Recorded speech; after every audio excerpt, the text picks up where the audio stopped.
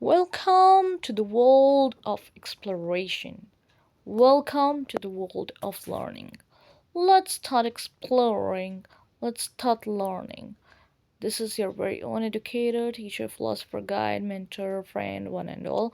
And this is the one stop destination for you guys out there to learn. And today, on this platform, we're gonna learn about a lot of poetic devices, or what we can say they are literary devices, right? So if in the question paper they ask you about literary or poetic devices, they're one and the same thing, right? And you have come to the right destination, to the one stop destination for all you guys to learn about poetic devices. So today, in today's session, we are gonna take A Thing of Beauty, which is a profound poem written by John Keats. Always do remember the name of the poem as well as the name of the poet, right? Now, you can see that how, metaphor has been used throughout the poem. So, if we talk about bower, or if we talk about dreams, morrow, flowery band, Paul, endless fountain of immortal drink, gloomy days, over darkened ways, immortal drink again. So herein metaphor has been used. So John Keats has made use of metaphor, right? So in this, what we can say is that John Keats, if we talk about John Keats, he has made use of all these metaphors out over here, right? Is that clear? Now we move on to imagery, right? So when we move on to imagery, just a second. Yeah. So if we move on to imagery,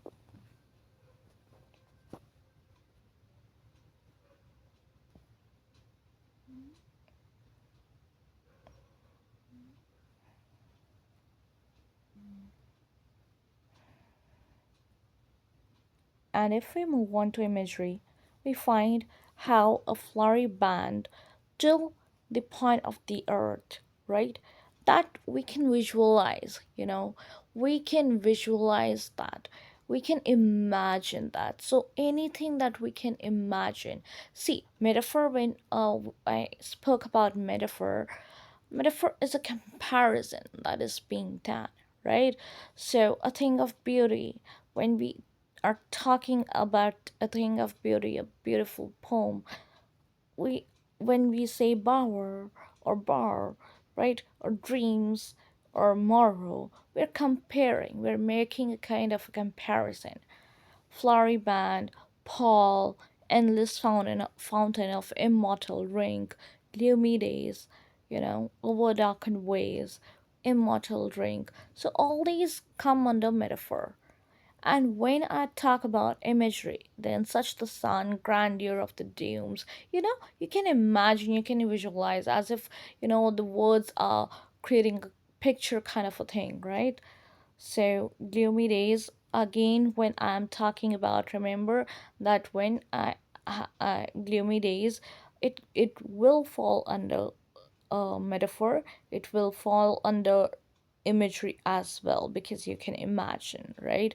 And it will fall under a transferred epithet as well. So over here, when I'm using the terminology gloomy days, then the poetic device or the literary device that has been used over here is transferred epithet, right? Simple sheep In simple sheep there is symbolism and illusion as well. Why? Because obviously, um sheep, see, we can connect it with Jesus Christ as well. So Jesus Christ was he was a shepherd.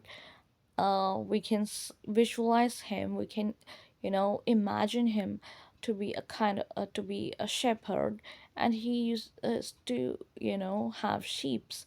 So sheeps over here is symbolic of Christian, is symbolic of some part of Christianity as well. So it's symbolic, and allusion has already been drawn by the poet, right? When we talk about old and young, then antithesis is the poetic device that has been used, right? Old and young. So totally they are in a total contrast, I would say. Old, when you're talking about an ancient thing, an old object, right? And you simultaneously, how can you talk about a young person or a young object, right? So this would fall under antithesis. On the other hand, when two words are placed, kind of together, then we say it to be, and they're opposite in nature, they're opposite in tone, right? Mighty dead, then we will call it oxymoron. What would we call it? We would call it oxymoron. If I talk about immortal drink, again transferred epithet has been used over here, right? Immortal drink, gloomy days, transferred epithet.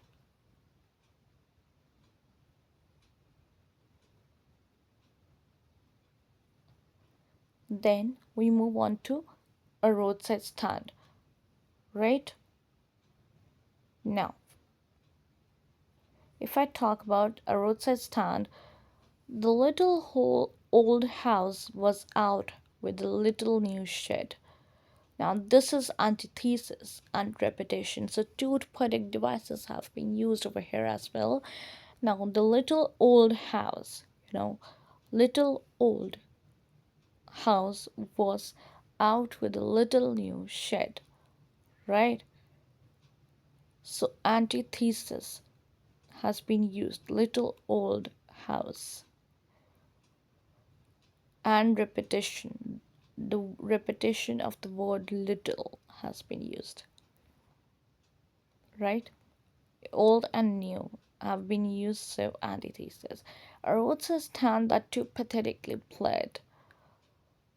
Now, over here, personification and alliteration has these are the poetic devices that have been used, right?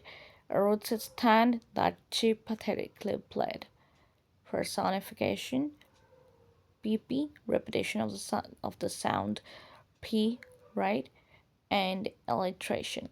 Personification is when you attribute human like qualities. So how can a roadside stand, you know uh bleed to someone, right? It cannot, because it is an inanimate object. So how can it, right? The flower of cities from sinking and withering faint. It's a metaphor. The comparison is being made. The flower of cities, the flower of cities, right? From sinking and withering faint metaphor. The money, the cash, it's the tautology, right? The money, the cash, it will fall under tautology.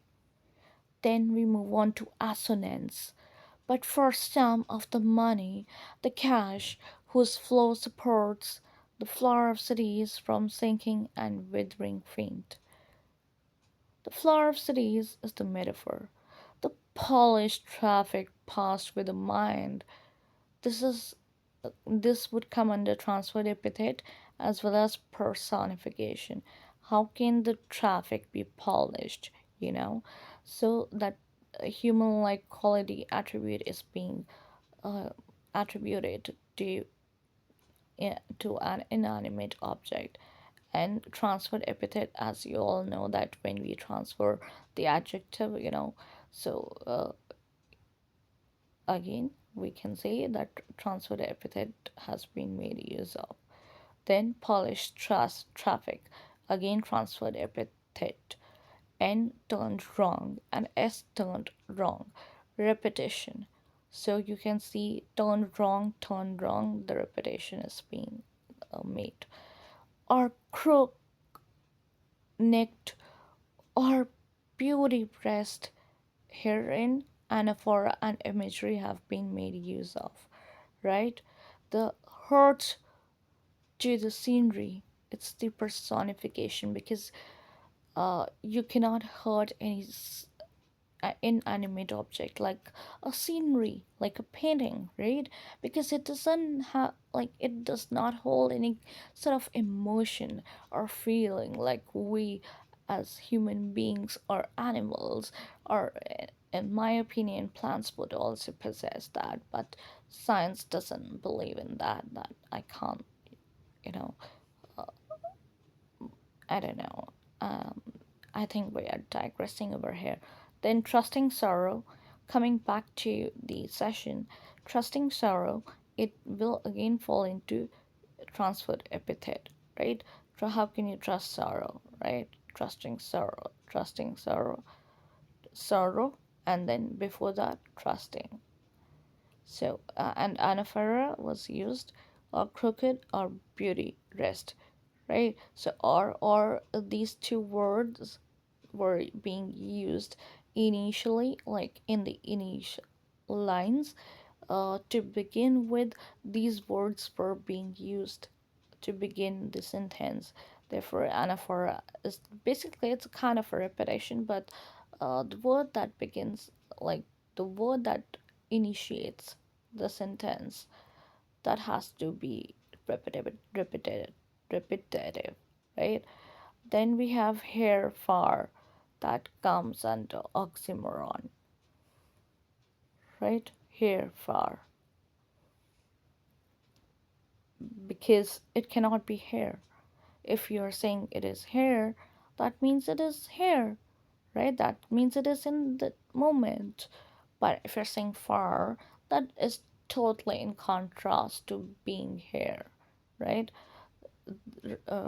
Remember that it is HERE, here, which is oxymoron.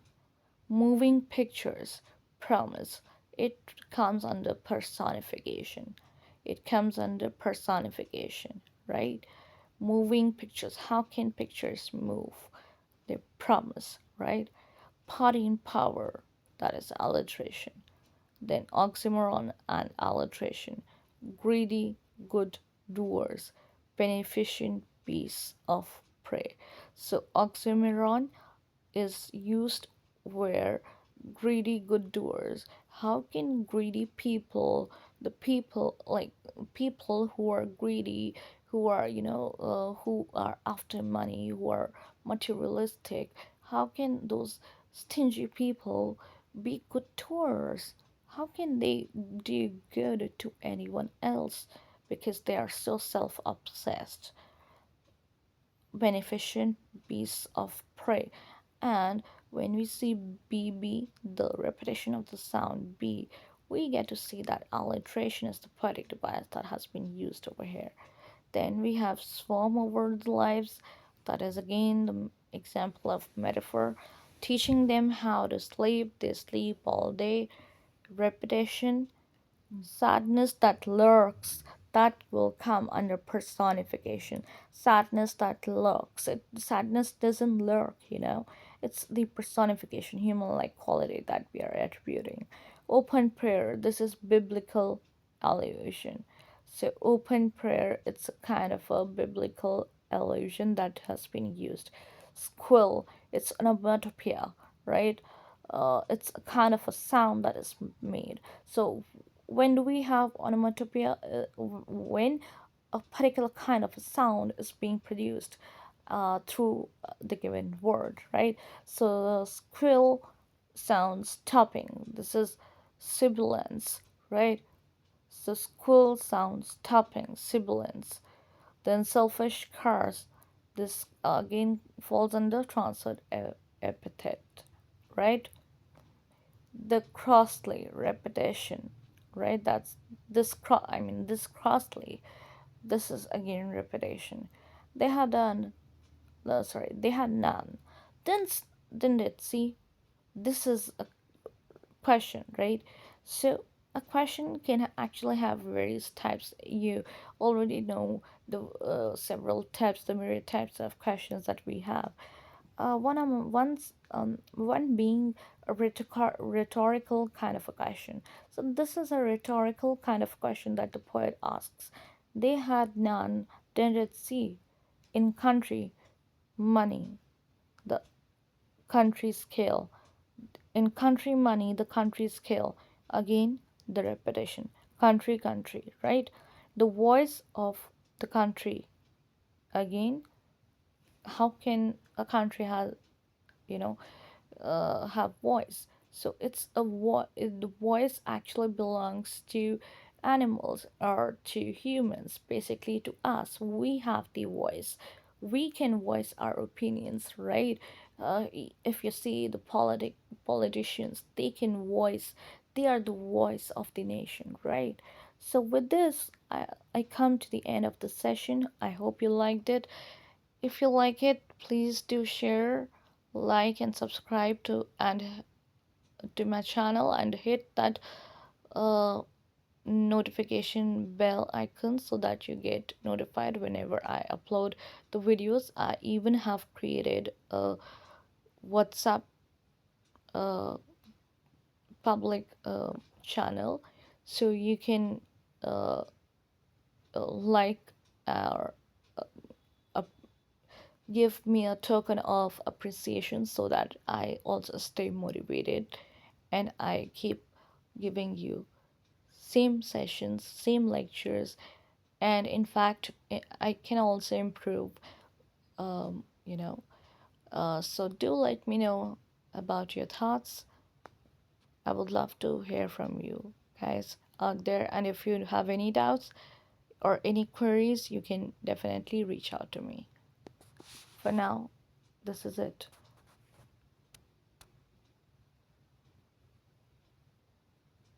Bye bye. See you in my next session.